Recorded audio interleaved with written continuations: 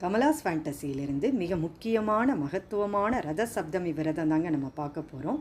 இந்த வருஷம் ரத சப்தமி எந்த நாளில் வருது, எந்த தேதியில் வருது, அன்னைக்கு எருக்க இலையை வச்சு நம்ம எப்படி பரிகார குளியல் செய்யணும், என்ன பிரசாதம் வைக்கணும், என்ன கோலம் போடணும், என்ன தானம் செய்யணும், எந்த கோயிலுக்கு போய் சுவாமி கும்பிடணும் போன்ற அனைத்து தகவலும் இந்த வீடியோவில் விளக்கமாக இருக்குங்க.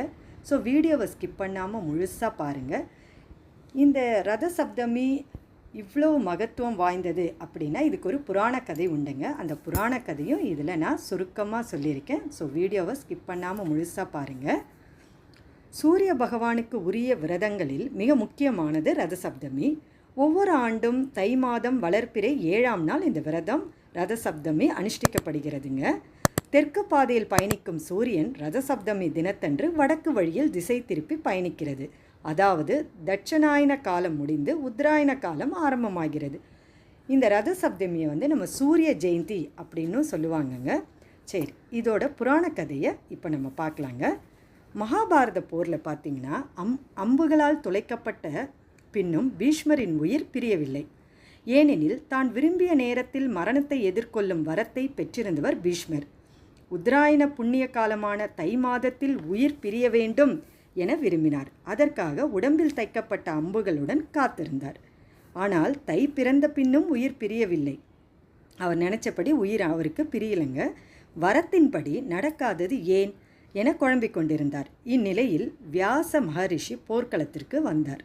வரத்தின்படி என் மரணம் இன்னும் நிகழவில்லையே வியாச பகவானே என கேட்டார் பீஷ்மர்.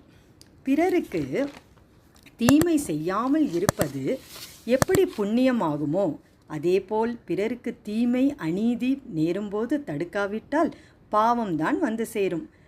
அநீதியை தட்டி கேட்காததற்கான தண்டனை ஏற்படும். அதையே இப்போது அனுபவிக்கிறீர்கள் என்றார் வியாசர். வியாசர் தெளிவாக சொல்கிறாருங்க. தாங்கள் சொல்வதன் காரணம் புரிகிறது என்றார் பீஷ்மர். அவர் அப்படியே நினச்சி பார்க்குறார், நம்ம என்ன தப்பு செஞ்சோம் அப்படின்ட்டு. அரசவையில் துரியோதனன் திரௌபதியின் சேலையை உருவும்போது யாரும் திரௌபதிக்கு உதவ முன் வரவில்லை. பீஷ்மர் உள்ளிட்ட அனைவரும் பார்த்து திரௌபதி அபாய குரல் எழுப்பினாள். என்னை காப்பாற்றுங்கள் அப்படின்னு திரௌபதி அவங்க அபாய குரலை எழுப்பியிருக்காங்க. தர்மத்தை உணர்ந்த பீஷ்மர் கூட தலையுணிந்து வேடிக்கை பார்த்து கொண்டிருந்தார். கண்களில் ஈரம் கசிந்தது. அன்று செயல்படாமல் இருந்ததை நினைத்தால் மனம் கூசுகிறது. வியாசரே, நான் விரும்பியபடி என் உயிர் பிரிய என்ன செய்ய வேண்டும் என பீஷ்மர் கேட்டார். அவரோட தப்பெல்லாம் அவர் உணர்ந்து பீஷ்மர் வியாசர்கிட்ட இந்த மாதிரி கேட்டிருக்காருங்க. மனதார வருந்தும்போது மன்னிப்பு கிடைக்கும், பாவமும் அகலும். அந்த அவையில் என்னை காப்பாற்ற யாருமே இல்லையா என திரௌபதி கதறினாள். தவறுக்கு துணை போனது உமது கண்கள்.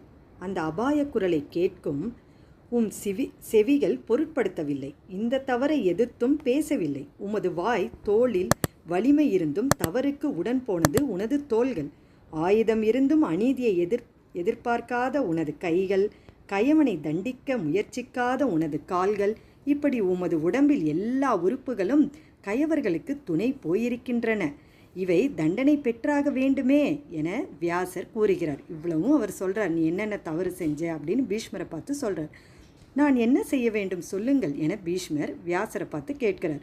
கையில் இருந்த உடனே வியாசர் என்ன செஞ்சிருக்கார் மகரிஷி, அவர் கையில் இருந்த எருக்க இலையை பீஷ்மரோட உடம்பு முழுக்க அப்படியே அடுக்கி வைக்கிறார். அடுக்கி வச்சுட்டு என்ன சொல்கிறாரு, பீஷ்மரே, அர்க்கப்பத்திரம் என்றும் இந்த எருக்க இலைகள் சூரியனின் சக்தி கொண்டவை. இந்த எருக்க இலை அவ்வளோ சக்தியாக, அதுக்கு பேர் அர்க்கப்பத்திரம்னு சொல்கிறாங்க. இவை உனது பாவங்களை போக்கி புனிதப்படுத்தும். அதன் பின் நீ விரும்பிய வண்ணம் நடக்கும் அப்படின்னு சொல்கிறார். அதன்படி அவர் அந்த இலையை அடுக்கினவனே பார்த்தீங்கன்னா அவரோட பாவங்கள் அந்த எருக்க இலைகள் போக்க அவர் விரும்பியபடி மரணம் உண்டானது. ரத சப்தமிக்கு மறுநாளில் அஷ்டமி அன்று பீஷ்மரோட உயிர் பிரிஞ்சது. இந்நாள் தான் பீஷ்மாஷ்டமி அப்படின்னு நம்ம சொல்கிறோம். இதுதாங்க புராண கதை. அதாவது இந்த எருக்க இலையினால தான் அவரோட பாவங்கள் போய் அவர் விரும்பியபடி அவருக்கு மரணம் உண்டானது. ஸோ ரத சப்தமி அன்னைக்கு பார்த்திங்கன்னா அந்த எருக்க இலை ரொம்ப முக்கியமானதுங்க. அன்றைக்கி எப்படி நம்ம பூஜை செய்யணும் அப்படின்னு நீங்கள் பார்த்தீங்கன்னா, பரிகார குளியல் எப்படி செய்யணும்னு பார்த்தீங்கன்னா, நீங்கள் எருக்க இலையை 7 இலை, இந்த ஸ்லைட் ஷோவில் பார்த்தீங்களா 7 இலை, இந்த மாதிரி நீங்கள் எடுத்து வச்சுக்கணுங்க. அதில் கொஞ்சம் மஞ்சளும் கொஞ்சம் அச்சதை மஞ்சள் கலந்த அரிசி இது ரெண்டையும் நம்ம வச்சுக்கணும். 7 இலை எடுத்துக்கிட்டு பெண்களாக இருந்தால் முதல்ல அந்த மஞ்சள் வைக்கிறோம், ஆண்களாக இருந்தால் விபூதி வச்சுட்டு 1 இலையை நம்ம தலை மேலே வச்சுக்கணும், 2 இலையை நம்ம தோள் மேலே வச்சுக்கணும், இன்னும் 2 இலையை நம்ம கைகளில் வச்சுக்கணும், இன்னும் 2 இலையை நம்ம கால் மேலே 2 வச்சுக்கணும். இல்லை எனக்கு அது மாதிரிலாம் முடியலன்னா 7 இலையை நம்ம தலைமையிலேயே வச்சு கூட நம்ம அந்த பரிகார குளியல் செய்யலாங்க. இதுதாங்க இந்த எருக்க இலை. இதில் மஞ்சத்தூளும் நம்ம அச்சதையும் வச்சுட்டு நம்ம என்ன கிழக்கு நோக்கி உக்காந்துட்டு நம்ம என்ன சொல்லணும்னா, இப்பிறவியிலும் முன்பிறவியிலும் இப்பிறவியிலும் அறிந்தும் அறியாமலும் தெரிஞ்சும் தெரியாமலும் செய்த பாவங்களை மொத்தமே போக்குங்க சப்தமி தேவியே. இல்லைன்னா நம்ம சூரிய நாராயணாவை கூட நம்ம கும்பிட்டுக்கலாங்க. ஓம் ஆதித்யாய நமகா, ஓம் ஸ்ரீ ஆதித்யாய நமகா அப்படி கூட நம்ம சொல்லி அந்த பரிகார குளியலை நம்ம செய்யணும். சூரியன் படுற இடத்துல நம்ம கொஞ்சம் குளியல் செஞ்சால் நல்லது. இல்லை நீர்நிலை, ஆறு, குளம் உங்கள் வீட்டுக்கிட்ட இருந்தால் அங்கேயும் அந்த குளியலை பண்ணலாம். நம்ம அந்த குளியலை பண்ணணும். இந்த வருஷம் எப்போ ரத சப்தமி வருதுன்னா பிப்ரவரி 16ஆம் தேதி 2024 வெள்ளிக்கிழமை அன்னைக்கு வருதுங்க ரத சப்தமி. அந்த அன்னைக்கு திதி பார்த்திங்கன்னா பிப்ரவரி 15ஆம் தேதியே காலை 10 மணிக்கு 10 நிமிடத்துக்கு ஆரம்பித்து பிப்ரவரி 16 காலை 8 மணி 55 நிமிடத்துக்கு முடியுதுங்க. பரிகார குளியல் செய்ய வேண்டிய நேரம் பிப்ரவரி 16 காலை 4:53 6:31 குளிச்சோம். இந்த மாதிரி கிழக்கு நோக்கி உட்காந்து நம்ம இந்த மாதிரி அந்த எருக்கையில வச்சு குளிச்சிடணும். குளித்து முடித்தவொடனே நம்ம சூரிய பகவான் பூஜை அறையில் நம்ம இந்த ரத கோலம் போடணும். நீங்கள் இந்த ஸ்லைட் ஷோவில் பார்த்துருப்பீங்க. அந்த மாதிரி ஒரு தேர் கோலம் கண்டிப்பாக போடணுங்க. போட்டுட்டு சக்கரை பொங்கலை நெய்வேத்தியமாக வைக்கணும்.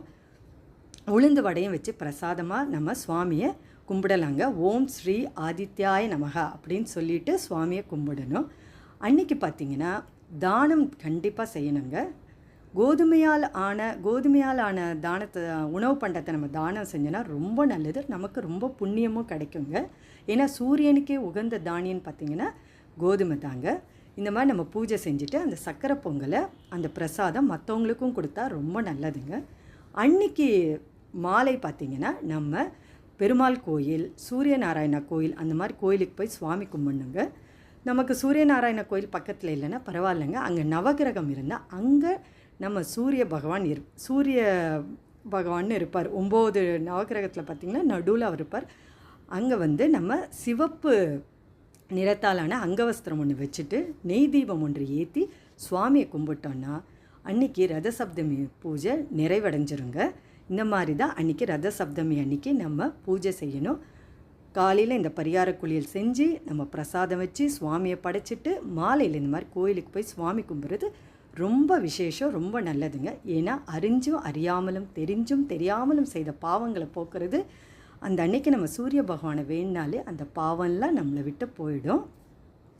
இது மட்டும் இல்லாமல் நம்ம அன்றைக்கி தானம் செய்கிறது நம்ம பித்ருக்களோட ஆசீர்வாதமும் நமக்கு கிடைக்குங்க. ஏன்னா சூரிய பகவான் தான் நம்ம செய்கிற பித்ருக்கடனை பித்ருக்களுக்கு கொண்டு போய் சேர்க்கறது. அதனால் நமக்கு பித்ருக்களோட ஆசீர்வாதமும் நமக்கு கிடைக்குங்க.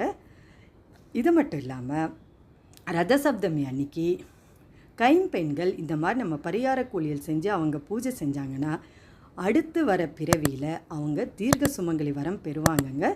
இதுதான் ரதசப்தமியோட சிறப்புகளுங்க. இந்த பதிவில் உங்களுக்கு ஏதாவது டவுட்ஸ் இருந்தால் கமெண்ட் பாக்ஸில் கேளுங்க, கண்டிப்பாக நான் பதில் தரேன். நீங்களும் ரதசப்தமி அன்னைக்கு பூஜை செஞ்சு வாழ்க்கையில் எல்லா வளமும் நலமும் பெறணும்னு நான் இறைவனை பிரார்த்திக்கிறேன். இந்த பதிவு உங்களுக்கு ரொம்பவே பிடிச்சிருந்தால் லைக் பண்ணுங்கள், உங்கள் உற்றார் உறவினருக்கு ஷேர் பண்ணுங்கள். அடுத்த ஒரு நல்ல பதிவோடு நான் சந்திக்க வரேன்.